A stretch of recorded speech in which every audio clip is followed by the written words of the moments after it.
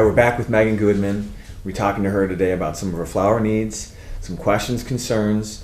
As we met the last time, she's doing a wedding. Her mom's going to be helping, doing the flower arranging for the wedding on September 18th in Wisconsin. Yep, right? Door County. In Door County. So it's a fall wedding. And tell me about what you're envisioning for the wedding, the flowers. Well, like I said previously, our reception and our ceremony are at the same place, so I'm really hoping to tie together. I want to bring the outdoors in for the reception because it's in their giant reception hall, and outside I want to create. I guess I want to pull the colors from hopefully what'll be fall leaves at that time, and I want to just stick that right into the whole scene. So I guess what I'm hoping for, obviously there'll be some sort of arbor, which I think we'll need to work with to create something beautiful to stand underneath. So an archway. Yeah, and I think I'd like, I'm really interested in getting fall leaves as part of the arrangement. I'm not sure how that works, but I'd love to have a line of leaves down the pathway instead of flower petals or whatever. So I don't know if that's something that It's definitely we can something find, that's doable. but- Now the wedding's going to be outside, Mm-hmm. right? Mm-hmm. And the reception's inside, or is the reception outside too? The reception's inside. Although if we have a band, which I'm hoping we do, they have to play outside because of the acoustics. So it'll probably be like we'll probably eat inside and then have Patio. they have a whole terrace and Right. beautiful French doors and everything. So I'm hoping to have it all open, and if the weather cooperates, we should be able to transition between indoor and outdoor too. Fantastic. So you mentioned you're having 7 girls stand up. I am, yeah. You are. My fiance has 2 brothers and a whole bunch of other friends he couldn't decide between, so we've paired up, 14 people, and I'm still, I guess, in the planning phases of that. I don't know if I'll just have our maid of honor and the best man stand with us, or if we'll have a whole cascade of people. Okay. But either way, obviously we need flowers for everybody. We need the boutonnieres and So you're thinking about with the maid of honor. Obviously, you were talking about a hand tie in the previous show, and the maid of honor you're thinking about doing a bouquet for as well. Yes. And the girls. And the girls. Okay. And the guys are similar. So we're talking about fall colors, hand ties for all of them.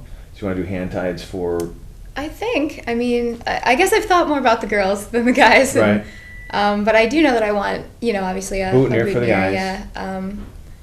But I mean, the hand ties are beautiful. So if we. So the girls. So the maid of honor, are you thinking that hers would be different than the rest of the girls? I'm hoping so. Yeah. Right. And is yours going to be different than theirs? Yes.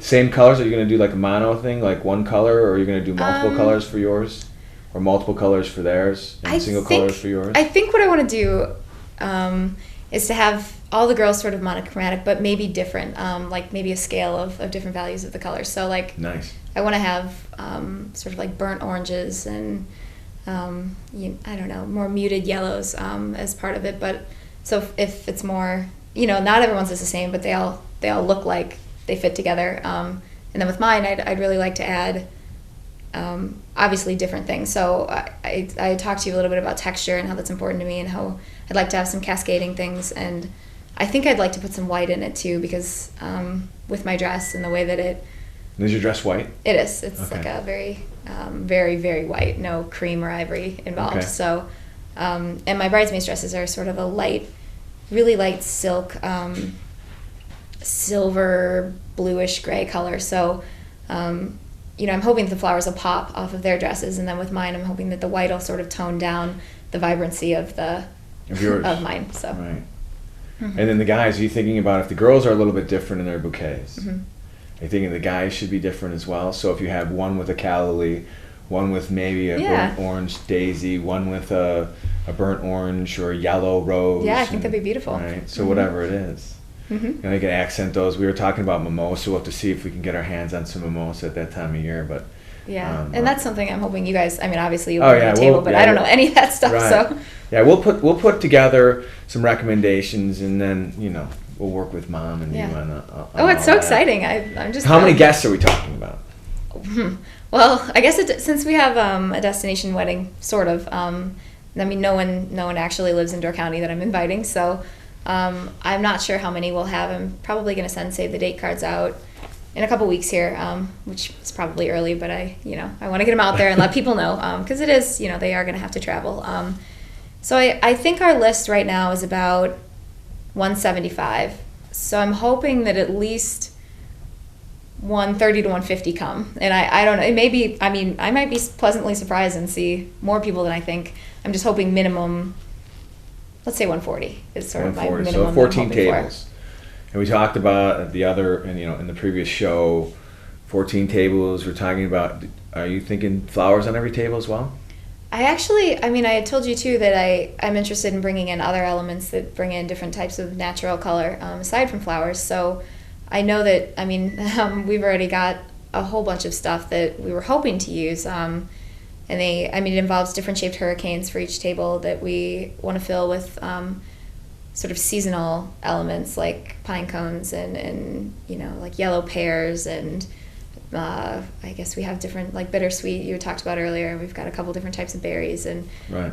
So I'm hoping to use those as our centerpieces. And have you talked to the reception hall about candles and what they offer for other tables? I haven't. I know that. I just know they provide the tables and the linens and that's sort of just the basic stuff.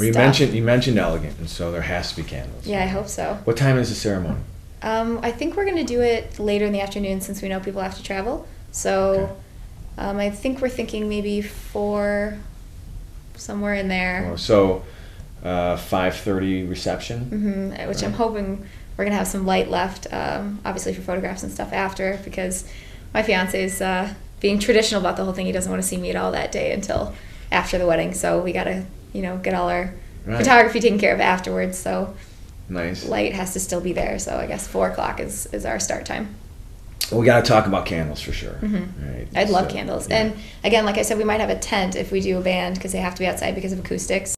So I'd love to light up that tent. I don't know how, if we use, just basic Christmas lights or what happens, or lanterns or whatever, or maybe candlelight. So yeah, well, we'll have to take a look at the hurricanes and see what we can do with the candles. We'll talk to reception hall. Mm-hmm. We'll find out. They should offer 4 votives a table. Oh, okay. They also typically would offer a mirror, a 12-inch mirror. That's nice. And so we'd have to decide whether we want to use the mirror. It helps with the candlelight. Yeah. But candles, there is nothing more elegant, I think. I agree. So I recommend. And then we'll figure out, the layout of the room and whether we can get candles in the windows. Yeah, the whole room is lined with windows that looks out onto the foliage. So that's why I'm hoping for some seasonal change, because I think it'll be beautiful.